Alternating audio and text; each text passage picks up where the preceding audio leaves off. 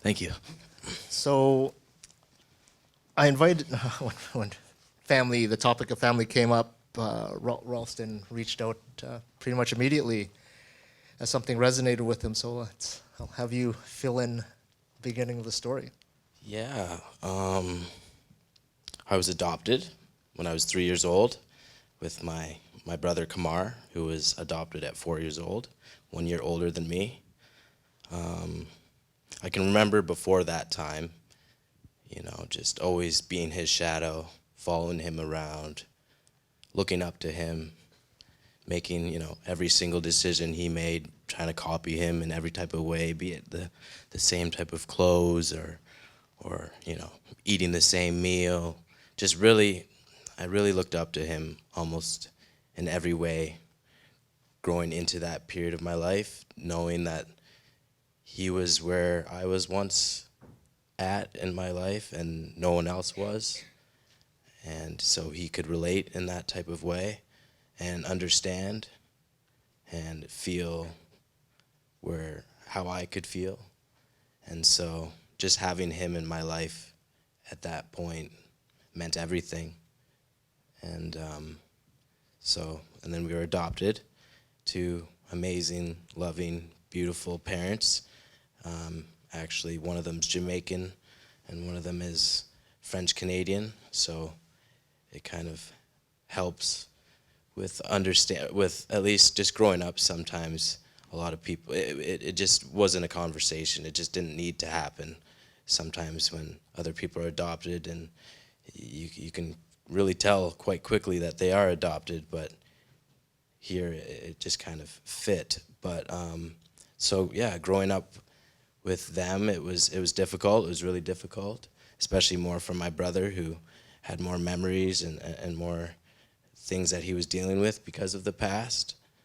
And for myself, I still emulated that. I kind of looked up to that. And it was very serious at times with him. They went to the certain doctors to see what was perhaps wrong with him. He was diagnosed with this and given this medication and bipolar and schizophrenia. And so it got progressively worse with him. As for myself, I started seeing, closing myself off, just noticing that there was a lack of attention on myself at this point, and more of it was on my brother because of what he was going through, leading up to a point significantly where it was a big fight between him and my mom, which, long story short, the police were called and he was taken out of the house. And this was, I think, when I was 9 years old, and this was in Belleville, Ontario. I was told, and I can remember, frankly, the police officer saying, "Don't worry, he'll be back tomorrow." And he was back, but he was never back in the house or in the home or part of the family in that respect. Fast forward, my dad got a job in Orillia, Ontario, and so we were going to be moving there, and I actually skipped out a lot, but at this point my brother was put into foster care. And again, at this point, leading up to the move, I really tried to become my own individual, my own person. It was hard not having my brother in the house and seeing him at school but not having him come home, and just knowing something but not knowing everything and being too young to understand all of it. And my parents, again, trying to shelter me and trying to, of course, do what they know and think is best. And yeah, it really, again, I think subconsciously built a lot of spite or resentment or even hate or jealousy or again, just seeing certain families and just knowing that, that's a forever family. And when we were adopted, forever family was the two words that were always there from, the pictures and things that people were giving us, but forever family. And so when he was taken out initially, it just confused me. It just, how could that be, you know, like that's not supposed to happen. And so, yeah. And then we moved, and that's when things got a lot more serious. He decided that he didn't want to move with us, and so it was the case that my mother and I drove to Aurelia, and my dad was supposed to pick him up from a specific foster home at the time, and we were supposed to start our new life in Aurelia, Ontario, and I can just recall it was late at night, and my mom put me on a mattress, and my dad finally getting home super late and saying that, you know, he's not coming. He's not going to be living here with us, or he's not coming home. He won't be home ever again, and that's, again, the things he was dealing with. Yeah. So that's just the beginning of it. Yeah. If that Yeah. But there, I know, I understand we can't get into the whole story, but before I ask certain questions, what happened? Well, what happened? When I say what happened, I know what happened because he shared it with me. But Yeah. what happened to? Well, yeah, my brother passed away in 2011, end of 2011, December 1st or December 2nd. There was a house fire, and it just rocked me. It just changed, you know, of course, just he was everything, at least something that I knew it was, you know, real. It was something that I could always go to, just have. Even though leading up to that point, though, I took it for granted. I didn't appreciate it as much as I could. I blew him off. You know, we fought like brothers. You guys have brothers, or some people have brothers, sisters, same deal. It's that brotherly, sisterly ego. We all have that. That's just that little bit of, you know, fight or play that we have to have, that little edge that we have to have on each other. But anyway, he passed away, and yeah. Yeah. But there's a story that you shared with that I think people would love to hear about a moment where you felt connection. The flower? Yeah. Oh, okay. Well, yeah, I was, you know, navigating and trying to go through the loss of my brother, and at the same time realizing the hard way that my parents won't be able to be there for me in a specific type of way, the way that I need them there or want them there. And so my mentor told me around the time it happened, said, you have to bury your parents, but you have to bury your brother, but you have to bury your parents as well in some type of way. So it really just made me open to the idea of just being more open, as the speaker before me said, just to being open to other people, to connection, to vulnerability, to understanding, to appreciating what's happened in my life. I can understand somehow. So in doing so, I broke up with my girlfriend around that time, and just was, you know, just going through it by myself and just needing and having to do it by myself. So one day I decided to go for a walk, yeah, one day I decided to go for a walk, and it was a really difficult walk, and remember deciding to go every which way other than the way that I planned, just to try to find something, you know, just to connect with something or find something, see a sign, or you know, something from my brother. So it led me to the intersection, coincidentally enough, where the house fire was and where my house was, which was just around the corner. So I could have went around the block and I would have been home. But I decided to go the long way and walk past his house and just acknowledge the house, and I was talking to him out loud and being like, brother, show me something, Kamar, like give me a sign, you're with me, help me.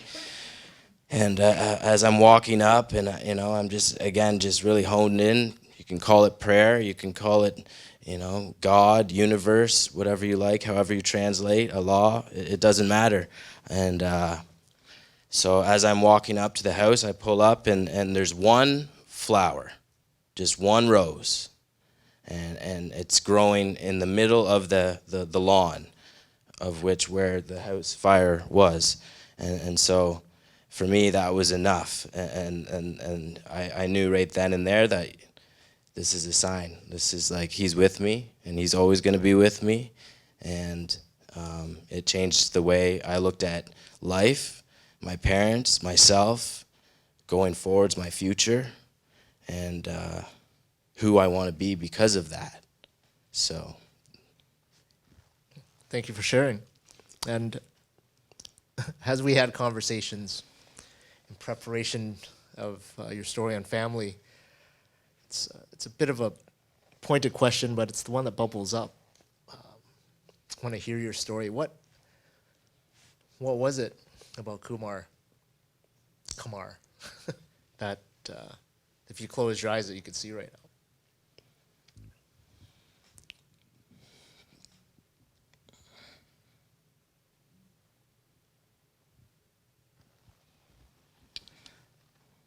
well, the fact that I'm here right now, and talking to you and everybody here, and we all could have been at home.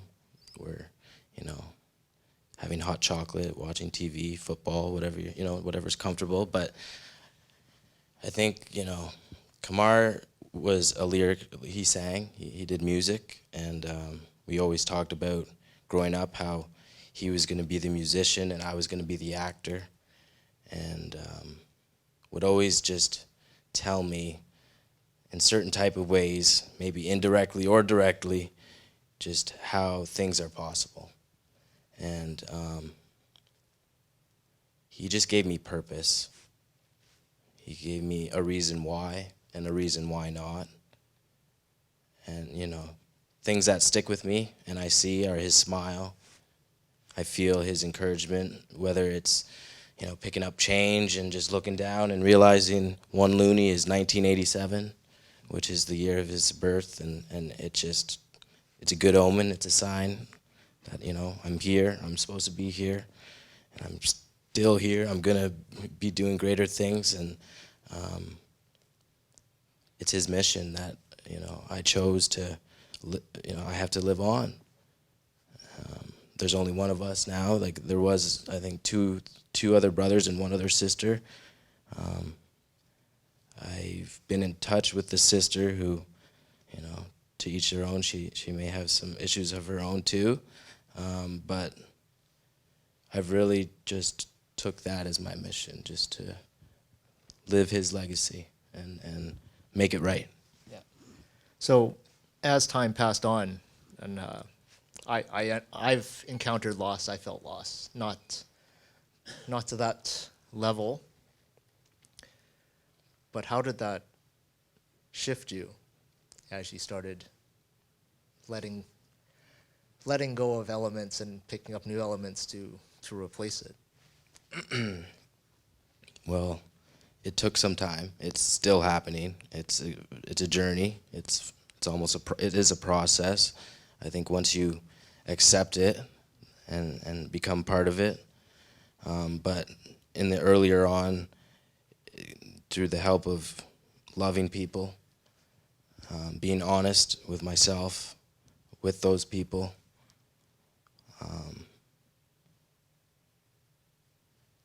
and letting go, forgiving myself, others, my parents, of course my real parents as well. There's just a big part of it that just, if you want to move on for the better, it's like you got to deal with the bullshit. You know what I mean? And it's like, it sucks, but, that's why we're here, to say that it's not fair. It's like, well, we all have shit that's not fair, so that's fair. And again, I think just what empowers me the most is just, I am still here for a reason, and he's not, and his reason of living perhaps was the reason that I'm still here. And So what bubbles up when I envision that is, I took you back to a moment. I'm going to take you, invite you to go back to a different moment or a new one. Christmas is in a couple of days. What would Christmas look like for you two if you had to celebrate him with you? Because he's here. Well, he's here right now. He's following me around, that guy. And you mean as in right now? Yeah. Or in the past? Right now. Right now. Celebrating life with loved ones, good food, but just acknowledging where you are in that life with those people, and just taking a moment or moments to appreciate that fully, and don't be shy to say it, you know, like even with my parents, I still tell them every single time I'm on the phone, I love you, and it may be hard for them to hear or even say, but it's what we have. It's, you know, our voice, our bodies, give hugs, you know, appreciate each other. And I think him looking down and just knowing that I took this mission on for myself, as, you know, I moved to British Columbia 3.5 years ago to pursue my acting career, and my parents are still in Ontario, but aside from that, just doing what, you know, I feel that what I need to do, and just giving back. And so, Well, I know that there's some siblings out in the audience, and from where you are today, if you had one thing to leave them with, yeah, what would you leave them with? one thing. One thing. Two things. Two things. Okay. Well, love each other. You know, you're allowed to fight. You can laugh at each other. You can call each other names and everything else. But at the end of the day, love each other. Help each other. Invest in each other. And don't be scared to just share each other's dreams. And you know, you got to make your parents proud. So might as well team up, right? Red and blue, too. That was always me and my brother's colors, so there you guys go. But number 2, I would say just, you know, don't take life too seriously. You know, you're all going to be uncles and aunts one day. And if you're lucky, grandparents, grandma, that's a thing, too. But so just enjoy it, right? So the 2 things I would say would be love it and enjoy it. Love it, enjoy it. Thank you. Ralston Harris, everyone.